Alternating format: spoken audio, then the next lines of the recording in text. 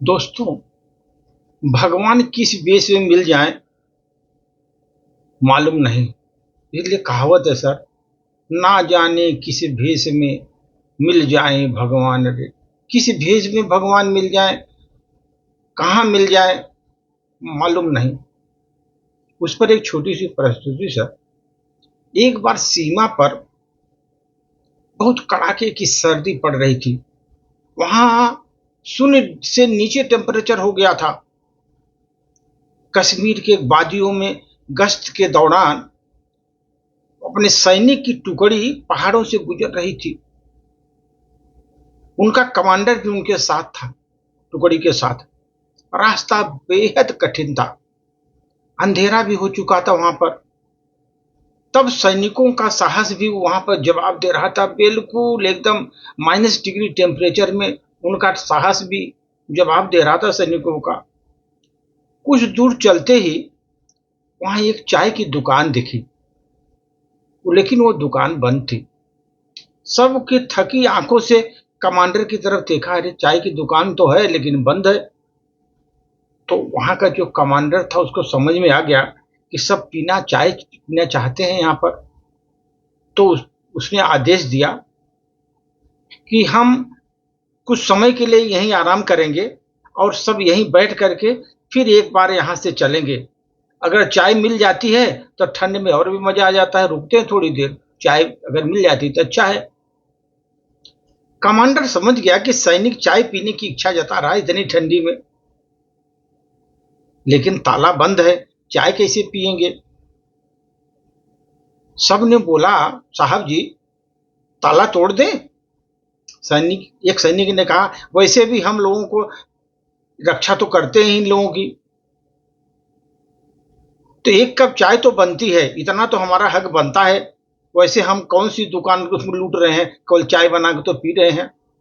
इतना कहकर उन लोगों ने ताला तोड़ दिया। चाय बनाई, बिस्किट रखे थे खाई, चाय पीकर चल पड़े अपने रास्ते पर कमांडर जाते जाते 500 का नोट वहां रख गया। 500 का नोट वहां पर टेबल पर रख दिया। जब सुबह सुबह दुकानदार ने देखा कि ताला टूटा हुआ है तो बोला, हे भगवान, एक तो वैसे भी मेरे पास पैसे नहीं है, इलाज के लिए पैसे नहीं है, ऊपर से दुकान भी लूट गई। घबराता हुआ अंदर गया। सामान तो ठीक ठाक था पर बिस्किट कम थे वहां पर।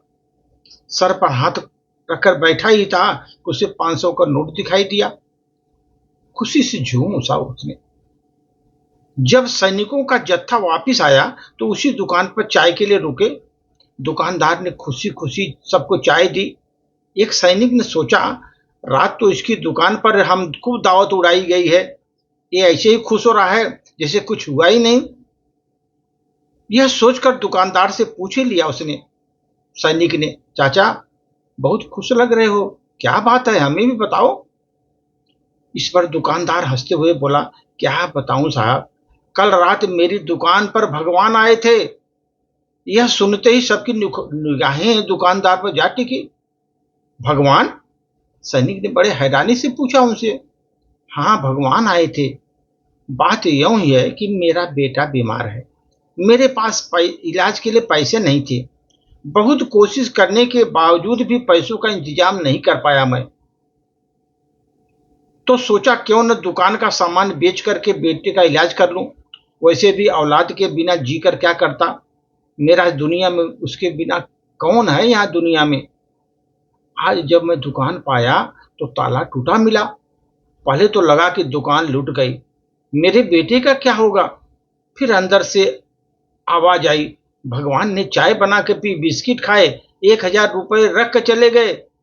शायद उसको पता था कि मुझे 1000 रुपए की आवश्यकता है अपने बेटे के इलाज के लिए। दुकानदार की यह बात सुन करके सैनिक कमांडर की तरफ देखने लगे। कमांडर को खामोशी से झुकी आंखों ने जैसे सबको आदेश दिया, किसी के अटूट विश्वास भगवान पर बना रहने दो, उसका अटूट विश्वास भगवान पर बना रहने दो। अतः सबने चाय पी और आगे अपने चलते जी बने। इतनी सी कहानी। दोस्तों, कई बार हमारे द्वारा की गई छोटी सी मदद किसी के जीवन को बदल देती है, किसी के जीवन को बदल देती है। हम चाहे इस अनुभव को कर पाए या न कर पाए, मगर जिसकी मदद की जाती है वो हमेशा आभारी हो जाता है।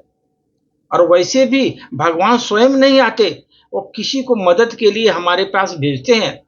अपने प्यारे लोगों को ये जिम्मेदारी देते हैं कि जाओ, उनको ये मौका कि जाओ तुम उसकी मदद करो और मदद के लिए आगे हाथ बढ़ा दो, क्योंकि क्या पता किस काम के लिए भगवान ने आपको चुना है, किसी की मदद के लिए।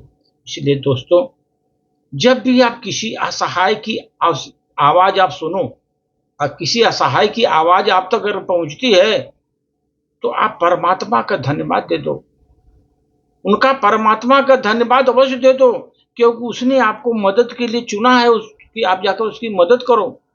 आप परमात्मा को धन्यवाद दो कि उसने आपको मदद के लिए चुना है, वरना परमात्मा सबके लिए अकेला ही पर्याप्त है। आपको चुना, लेकिन पर्याप्त है भगवान अकेले ही, लेकिन आपको चुना। आप सोचिए कि आपको उनको धन्यवाद दीजिए कि आप भगवान ने आपको चुना ऐसे काम के लिए।